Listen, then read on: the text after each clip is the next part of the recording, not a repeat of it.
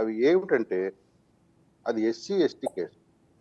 SC ST కేసులో రాజీలు అనేది జరిగితే కోర్టు బోను సాక్షులు బోనెక్కి మా పైన ఎటువంటిది జరగలేదు, ముఖ్యంగా కులం పేరుతో ఎటువంటి దోషణలు జరగలేదు, బెదిరింపులు జరగలేదు అని వాళ్ళు చెప్పుకోవాల్సిన అవసరం ఉంది. కంపల్సరిగా సాక్షి కోర్టు బోనెక్కి జడ్జి గారి ముందు వాంగ్మూలం ఇవ్వాలా. అది సరైన వాంగ్మూలమా తప్పుడు వాంగ్మూలమా, కేసు కొట్టేయాలనుకుంటే తప్పుడు వాంగ్మూలం ఇస్తారు, కేసు నిలబడాలంటే సరైన వాంగ్మూలం ఇస్తారు. ఇది ప్రొసీజర్.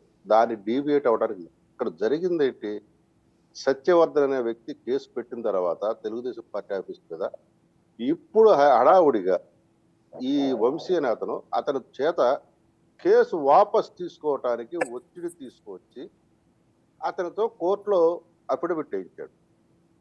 ఇక్కడ గమనించాల్సిన అంశం ఏంటంటే, మా న్యాయ పరిభాషలో కానీ న్యాయ విచారణ భాగంలో ఒక వ్యక్తి ఇటువంటి కేసు విత్డ్రా చేసుకోవాలంటే జడ్జి గారికి ఈ కేసులో మేము రాజీ పడ్డామని చెప్తే విచారణ ముందుకు తీసుకొస్తారు. ఆ రకంగా సాక్షులను ప్రవేశపెడతారు, సాక్షులు వాళ్ళు చెప్పాలని చెప్తారు, బలం లేదనుకుంటే కేసు కొట్టేస్తారు. ఒకవేళ మేము ఈ కేసులో ఎటువంటి ప్రలోభాలకు లొంగట్లేదు, మేము కేసే చేసుకుంటాము, నిందితులకు శిక్షపడాలంటే తీరు వేరుగా ఉంటుంది. ఇక్కడ ఈ వ్యక్తిని తీసుకొచ్చి ఏం చేశారు, అసలు ఆ రోజు నేను లేను ఆఫీసులో, నాతో కావాలని కేసు పెట్టించారు అనే తప్పుడు వాంగ్మూలం ఇప్పించారు. ఏ స్టేజ్లో, అసలు కేసు అనేది విచారణకే రాని స్టేజ్లో. ఇది అనుమానాస్పదమైన అంశం. రెండో అంశం ఏంటంటే, ఇట్లా కేసులు విత్డ్రా చేసుకుంటే, చిన్న చిన్న కేసులు విత్డ్రా చేసుకోవాలంటే ఒక ప్రొసీజర్ ఏంటంటే, ఎవరైతే కేసు పెట్టారో పోలీస్ స్టేషన్లో ఆ వ్యక్తి ఇతనే అని ఆ పోలీస్ స్టేషన్ సంబంధించిన కానిస్టేబుల్, కోర్టుకు రెగ్యులర్ గా అటెండ్ అయ్యే కానిస్టేబుల్ వచ్చి అతను గుర్తించాలి. రైట్.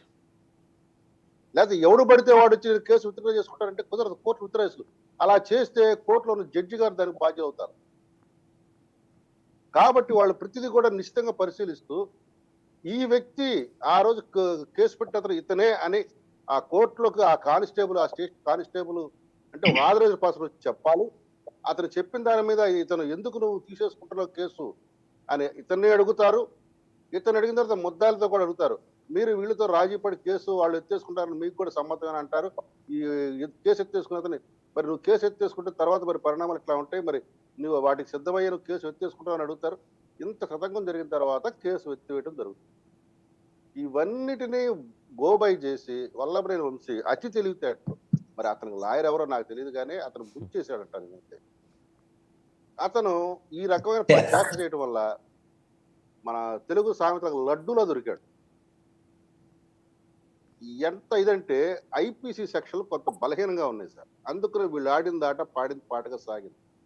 మేమైతే కూటమి ప్రభుత్వంగా మేము అనుకున్నది, మేము న్యాయ పరిజ్ఞానంతోనూ మా కూటమి పెద్దలు అనుకున్నది ఏంటంటే, బిఎన్ఎస్ చట్టం వచ్చే వరకు వేచి చూద్దాము, వీళ్ళ ఆటలు సాగనిద్దాము, మనం ఏమి చేయట్లేదని. దీనిలో వాళ్ళు కావాల్సిన తప్పులు చేస్తారు, కొత్త కొత్త కేసులతో మనం వాళ్ళని ముస్తాబు చేద్దామని మేము అనుకున్నాము. మా ట్రాప్లో వల్లభనేని వంశీ మొట్టమొదటిగా పడ్డాడు సార్, ఖచ్చితంగా పడ్డాడు. ఇప్పుడు అతని మీద పెట్టిన సెక్షన్లు చూస్తే మీరు ఆశ్చర్యపోతారు.